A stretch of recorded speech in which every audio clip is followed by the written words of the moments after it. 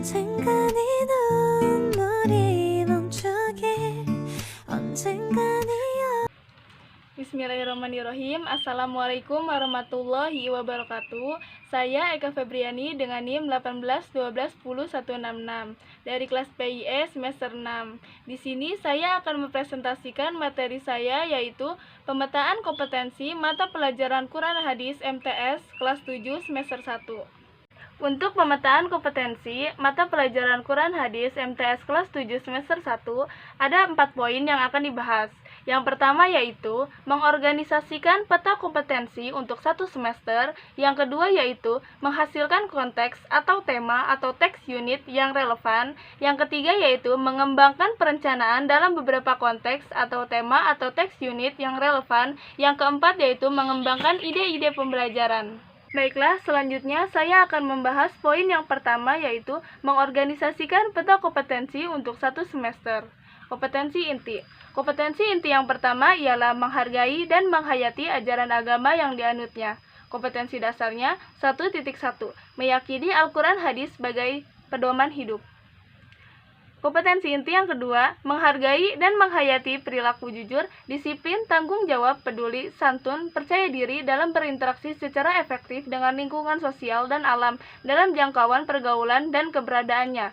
Kompetensi dasarnya 2.1, memiliki perilaku mencintai Al-Quran dan Hadis dalam kehidupan. Kompetensi inti yang ketiga yaitu memahami pengetahuan faktual, konseptual, dan prosedural berdasarkan rasa ingin tahunya tentang ilmu pengetahuan, teknologi, seni, budaya terkait fenomena dan kejadian tampak nyata. Kompetensi dasarnya 3.1, memahami kedudukan Al-Quran dan Hadis sebagai pedoman hidup umat manusia.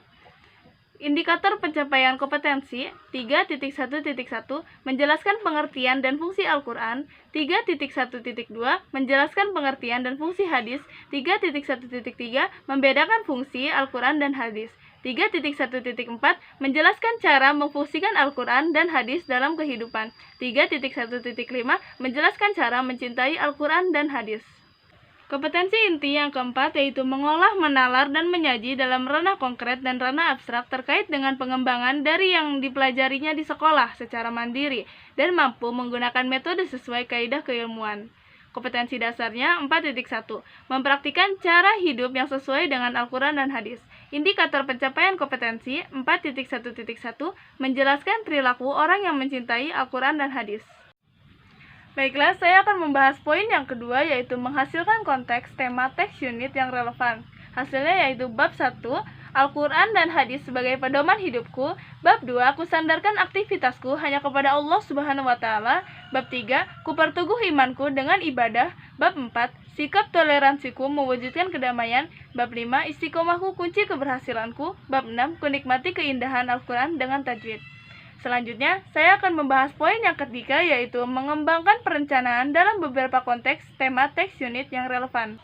Rencana pelaksanaan pembelajaran MTS mata pelajaran Al-Quran Hadis kelas 7 semester 1, materi Al-Quran dan Hadis sebagai pedoman hidupku, tahun pelajaran 2020-2021, alokasi waktu 2 kali 40 menit atau 1 pertemuan. Yang pertama itu ada kompetensi inti. Kompetensi inti 1, menghargai dan menghayati ajaran agama yang dianutnya. Kompetensi inti 2, menghargai dan menghayati perilaku jujur, disiplin, tanggung jawab, peduli, toleransi gotong royong, santun, percaya diri dalam berinteraksi secara efektif dengan lingkungan sosial dan alam dalam jangkauan pergaulan dan keberadaannya. Kompetensi inti 3, memahami pengetahuan faktual, konseptual, dan prosedural berdasarkan rasa ingin tahunya tentang ilmu pengetahuan, teknologi, seni, budaya terkait fenomena dan kejadian tampak mata. Kompetensi inti 4, mencoba, mengolah, dan menyaji dalam ranah konkret menggunakan mengurai, merangkai, memodifikasi, dan membuat dan ranah abstrak, yaitu menulis, membaca, menghitung, menggambar, dan mengarang, sesuai dengan yang dipelajari di sekolah dan sumber lain yang sama dengan sudut pandang atau teori. Selanjutnya yaitu kompetensi dasar dan indikator pencapaian kompetensi. Kompetensi dasar 1.1, meyakini Al-Quran dan Hadis sebagai pedoman hidup. 2.1, memiliki perilaku mencintai Al-Quran dan Hadis dalam kehidupan. 3.1, memahami kedudukan Al-Quran dan Hadis sebagai pedoman hidup umat manusia. 4.1, mempraktikkan cara hidup yang sesuai dengan Al-Quran dan Hadis. Indikator pencapaian kompetensi 1.1.1 meyakini Al-Quran dan hadis sebagai pedoman hidup. 2.1.1 berperilaku yang sesuai dengan Al-Quran dan hadis dalam kehidupan. 3.1.1 menjelaskan pengertian dan fungsi Al-Quran. 3.1.2 menjelaskan pengertian dan fungsi hadis. 3.1.3 membedakan fungsi Al-Quran dan hadis. 4.1.1 menjelaskan cara memfungsikan Al-Quran dan hadis dalam kehidupan. 4.1.2 menjelaskan cara mencintai Al-Quran dan hadis. 4.1.3 menjelaskan ciri orang yang mencintai Al-Quran dan hadis. Selanjutnya yang ketiga yaitu tujuan pembelajaran. Setelah mengamati, menanya, mengeksplorasi, mengasosiasi, dan mengkomunikasikan, diharapkan peserta didik mampu menjelaskan pengertian dan fungsi Al-Quran dan hadis, membedakan fungsi keduanya dalam kehidupan, cara mencintainya, dan juga mampu menjelaskan perilaku seseorang mencintai Al-Quran dan hadis dengan rasa ingin tahu, tanggung jawab, disiplin selama proses pembelajaran, bersikap jujur, percaya diri, dan pantang menyerah, serta memiliki sikap responsif atau berpikir kritis dan proaktif atau kreatif, serta mampu berkomunikasi dan bekerja sama dengan baik. Yang keempat yaitu materi pembelajaran. 1. Pengertian dan fungsi Al-Quran dan hadis. 2. Keistimewaan Al-Quran. 3. Hadis warisan Rasulullah SAW. 4. Fungsi Al-Quran dan hadis. 5. Cara memfungsikan Al-Quran dan hadis. 6. Mencintai Al-Quran dan hadis. 7. Menerapkan Al-Quran dan hadis sebagai pedoman hidup umat Islam. Selanjutnya yaitu metode pembelajaran. Metode pembelajaran yang dipakai, yang pertama itu pendekatannya menggunakan scientific learning. Yang kedua, model pembelajarannya yaitu menggunakan discovery learning atau pembelajaran penemuan. Yang ketiga yaitu menggunakan metode ceramah, diskusi, tanya jawab, dan penugasan. Selanjutnya yaitu ada media, alat, dan bahan pembelajaran. 1. Media LCD proyektor. 2. Laptop. 3. Bahan tayang atau slide PowerPoint. 4. Whiteboard. 5. Spidol, dan 6. Penggaris. Ketujuh ada sumber belajar. 1. Al-Quran dan terjemahnya. 2. Buku guru dan buku siswa mata pelajaran Quran Hadis MTS kelas 7. 3. Internet. 4. Buku-buku lain yang relevan. Selanjutnya ada langkah-langkah pembelajaran. Langkah yang pertama yaitu kegiatan pendahuluan. Guru melakukan pembukaan dengan salam pembuka dan berdoa untuk memulai kegiatan pembelajaran. Guru memeriksa kehadiran peserta didik. Selanjutnya yaitu kegiatan inti. Kegiatan inti yang pertama yaitu pemberian materi oleh guru yang berkaitan dengan Al-Quran dan hadis sebagai pedoman hidup umat manusia. Selanjutnya, peserta didik diminta untuk menyimak penjelasan guru.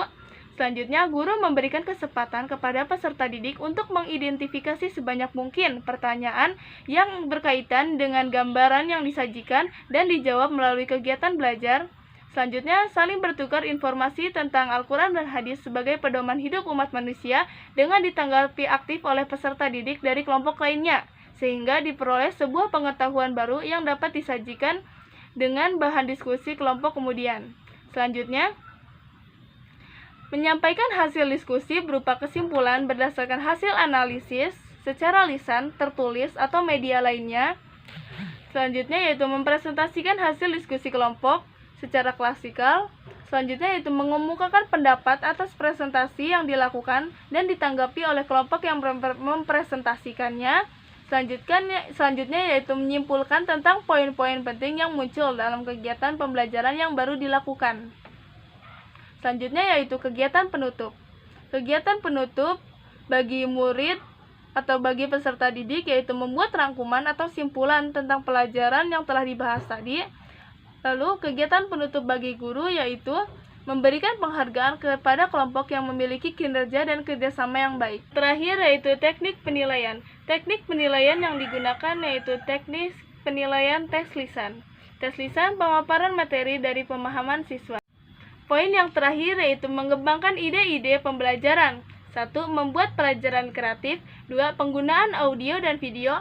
3. Pembelajaran luar kelas. 4. Brainstorming. Guru membuat forum diskusi dan memberikan siswa untuk mengungkapkan pemikiran mereka. 5. Melibatkan games atau permainan. 6. Membuat komunitas belajar. Sekian pemaparan dari saya, kurang lebihnya mohon maaf. Wassalamualaikum warahmatullahi wabarakatuh.